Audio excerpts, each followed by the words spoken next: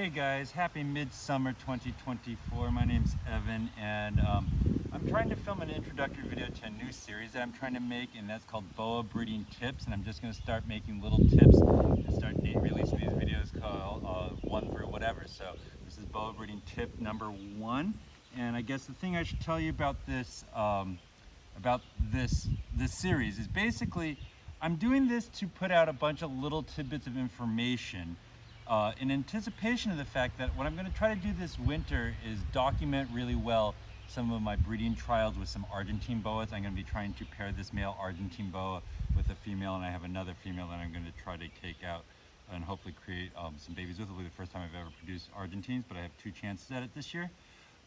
So this is where I'm going to introduce some concepts that I can then talk about in those more just specific attempts to breed these snakes videos, and that way you have that information somewhere else. So that's the first thing I will tell you. And the second thing I'm going to tell you guys is that I really like when you guys engage with me. I like when you guys subscribe. I like when you guys comment. I respond back to pretty much every comment that I get, and I really appreciate that. And I put a lot of effort in this channel, and I just would ask you, if you're liking this or you found something useful, to please like and subscribe and make a comment. It really does make my day.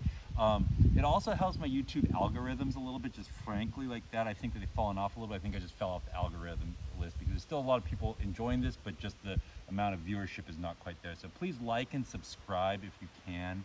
And also, I'm going to make a special offer to you. I have something that might be interesting to you guys that are trying to breed boas. A while back, when I had my first litter of true red-tailed boas, I sat down and produced a pretty good document. And that document basically outlined my entire thinking and process towards breeding true red-tailed boas the first time I did it.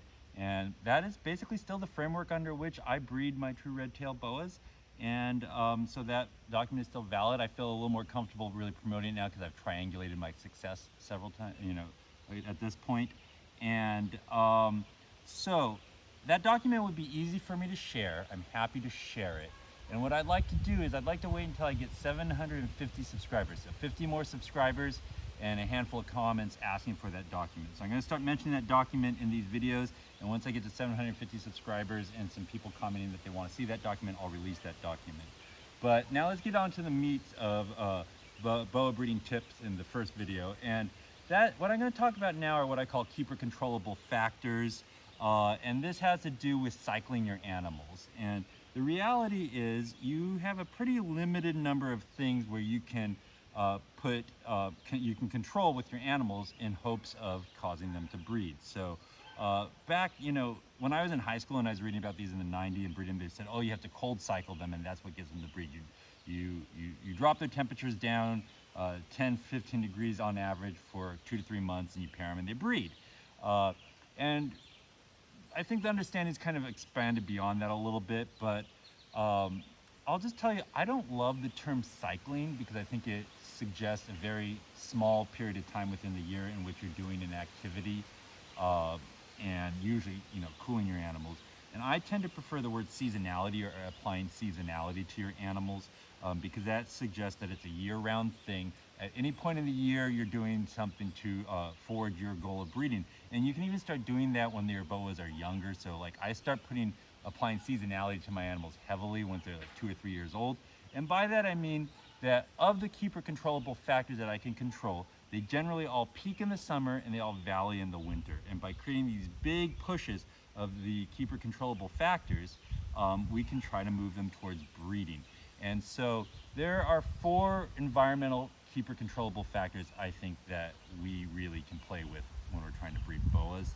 And I'd encourage you to just kind of wrap your head around what you think they are. But I'm also just not going to make you think of them yourself. I'm going to lay them out to you in this video. And those 4 keeper controllable factors are humidity, light cycle, feeding, and heat or temperature. More specifically temperature, not heat, and I'll explain that in the video. So those are your 4 environmental factors. The 5th factor you can control is just having really mature, healthy sexual pair of animals. So there's really only 5 things you can do to get your animals to breed successfully, and those are where you have to make your plays and your choices if you want to make these big movements towards getting these animals to breed. So again, humidity, light, feeding, and temperature. Those are the things that we can control, and I'm going to release specific boa breeding tip videos, and they're going to be 2 through 5 now that I'm going to talk about. 2 through 6, they'll talk about healthy mature pairs as well. So basically that's introducing the subject of the first handful of videos that I'm going to make for this series. So boa breeding tips number 1, thank you so much. Please like and subscribe if you want to see me keep doing this with this intensity, because it does give me some energy. And if you'd like to see that document, I'd love to share it with you guys. I think it's a quality document. I'm not saying that egotistically, but I'm just telling you as a hobbyist who's pretty much got the same means and abilities that a lot of you guys have, and have been able to put it together a few times. I'd put that out there for you as an open source piece of knowledge, because I hope you guys do really, really well too with all your breedings and all your keepings. So take care, please like and subscribe, please watch it, and look out for the coming videos. Cheers.